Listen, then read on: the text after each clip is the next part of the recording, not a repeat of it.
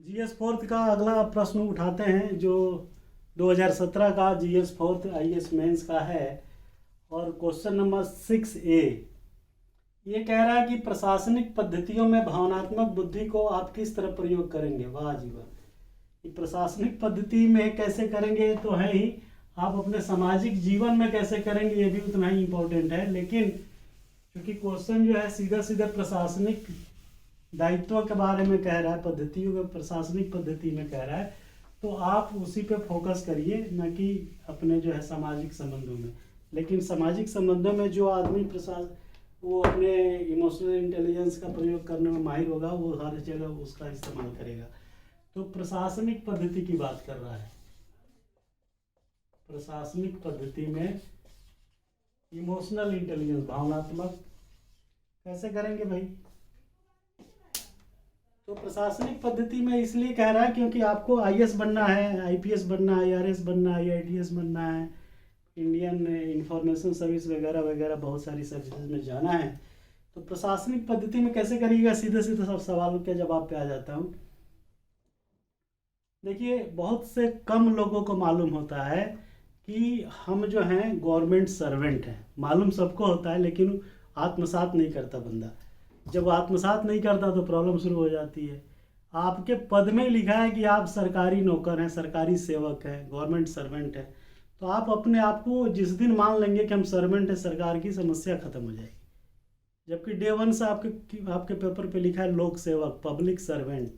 नौकर नहीं लिखा है, हिंदी में यही गनीमत है, सेवक वर्ड लिखा है, लेकिन इंग्लिश में सर्वेंट ही लिखा है।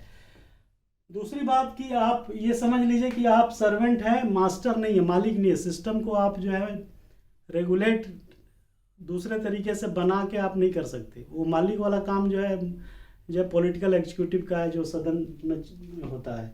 आप जो है ब्यूरोक्रेटिक सेटअप में सिविल एग्जीक्यूटिव है, आप उसी की भूमिका में रहिए।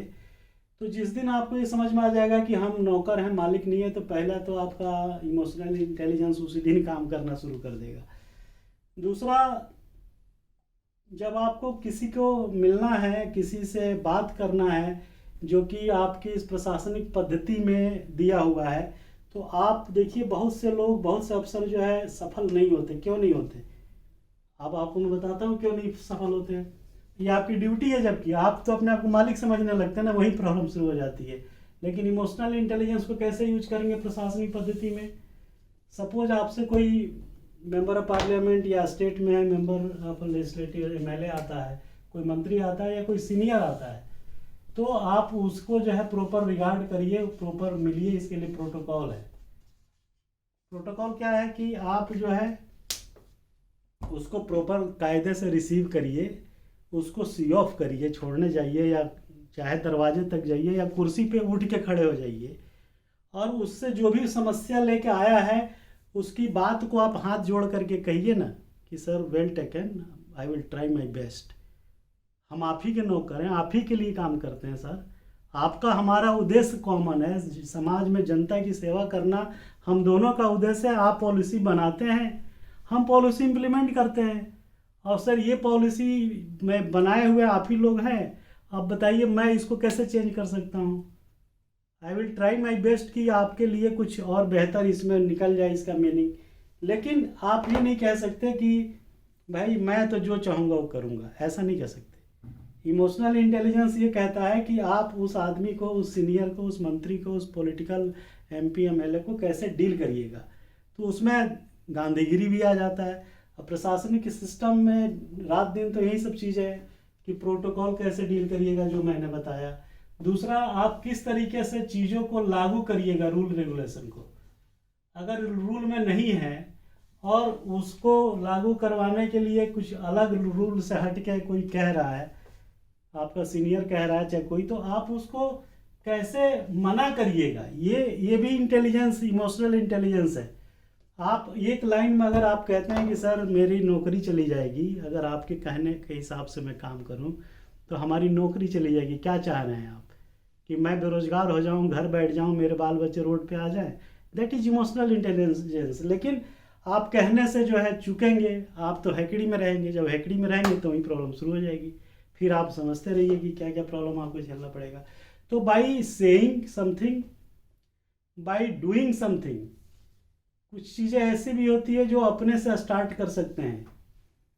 उसके अलावा by action, Gandhigiri, going with Gandhigiri, ये भी एक तरीका है इमोशनल इंटेलिजेंस का। जब तमाम लोग धरना प्रदर्शन पे बैठ जाते हैं, नहीं उठते हैं, तो वहाँ गांधीगिरी का फॉर्मूला जो है काम आ जाता है कई बार। तो गांधीगिरी करना, it is a kind of emotional intelligence use करना। किसी जन आंदोलन पे लोगों को डिस्पर्स करना और मना करके उनकी उनकी उनकी बातों को मना करके और टाल करके उनको शांतिपूर्वक कानून व्यवस्था को न बिगड़ने देना, और वो ऐसा क्या बोलना कि जिससे वो हाँ हाँ करने लगे, ये इमोशनल इंटेलिजेंस है। और क्या बोलेंगे आप, उनके फेवर की बात बोलिए।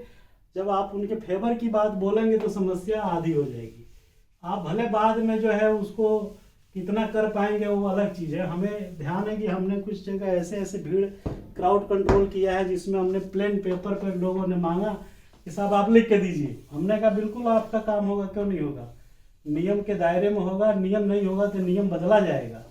तो उनको हम प्लेन पेपर पे यहाँ साइन करके दिए हुए हैं। ये कई कई जगह का केस है ऐसे ही। तो आप ऐसा कर सकते हैं कि भाई उस समय तो आपको किसी तरीके से कानून व्यवस्था को बरकरार रखना है ताकि स्थिति बिगड़ना न पाए, लोगों के जान माल सुरक्षित रहे। तो उसमें कागज पर लिख के देने में कोई बुराई नहीं है। आप इससे मत डरिए, ये इमोशनल इंटेलिजेंस यूज करने का सबसे बेहतर तरीका है। तो ये सब प्रशासनिक पद्धतियों में भावनात्मक बुद्धि को आप प्रयोग इस तरीके से करें, और ऐसा करके जो है फिर आप सफल जो है प्रशासक, सफल मैनेजर, सफल टीम लीडर बने। अदरवाइज अगर आप दूसरा कोई विधि अपनाएंगे मालिक वाला तो प्रॉब्लम तो शुरू हो जाएगी। इसलिए मालिक मत बनिए, नौकर के रूप में रहिए और चीज़ों को टैक्टफुली डील करिए। अगर आपने टैक्टफुली डील नहीं किया तो आप असफल हैं और आपको कोई नहीं बचा सकता। फिर आप समस्या झेलिए, प्रॉब्लम होगी, लॉ एंड ऑर्डर होगा, कानून व्यवस्था खराब होगी, बहुत सारे पैथोलॉजिकल प्रॉब्लम शुरू हो जाएगी, फिर आप भी नप जाएंगे, आप भी परेशान हो जाएंगे, कोर्ट कचहरी शुरू हो जाएगा वगैरह वगैरह, अंत नहीं है उसका। इसलिए भाई सर्वेंट बन के अपने हिसाब से काम करिए। Thank you very much.